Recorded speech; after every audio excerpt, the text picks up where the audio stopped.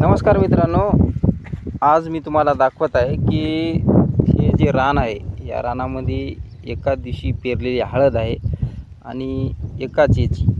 तर फक्त फरक एवढा आहे की ही बघू शकता हळद एकसारखी निघालेली आहे. ही कमीत कमी फक्त इथपर्यंत 1 एकर निघालेली आहे, पलीकडे पातळ निघालेली आहे. तर हा मल्टीप्लायरचा फरक आहे मित्रांनो, हे बघू शकता.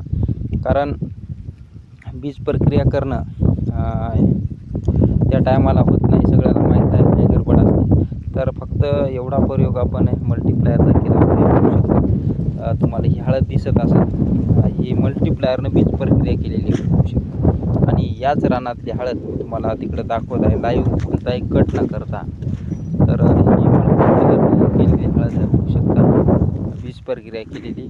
आणि ही जी हळद आहे तर इथपर्यंत केलेली असेल मित्रांनो, कारण काही पोते टाकले ते बघू शकता. इकडं हा फरक तुम्हाला दिसत आहे आणि हे इकडं बघू शकता. इकडं मल्टीप्लायरची बीज प्रक्रिया केलेली नाही मित्रांनो, हे बघू शकता. इकडं कसं पातळ पातळ पातळ पातळ हळद निघालेली आहे, एकाच दिवशी पेरलेली आहे, एकाच पोत म्हणजे एकाच बेण्याची पेरलेली आहे. तरी हा फरक मल्टीप्लायरचा आहे मित्रांनो. तर यासाठी तुम्हाला मल्टीप्लायर घ्यायचा असेल तर नक्की संपर्क करा, कारण हा रिझल्ट असा आहे. बघू शकता, ही आत्ता हळद निघालेली आहे आणि ही हळद मल्टीप्लायरनं बीज प्रक्रिया केलेली निघालेली आहे. तर नक्की हा व्हिडिओ तुम्हाला कसा वाटला संपर्क करा. वर स्क्रीनवर नंबर दिलेला आहे, त्या नंबरवर संपर्क करून मल्टीप्लायर घ्या आणि शेतीवरला खर्च कमी करा.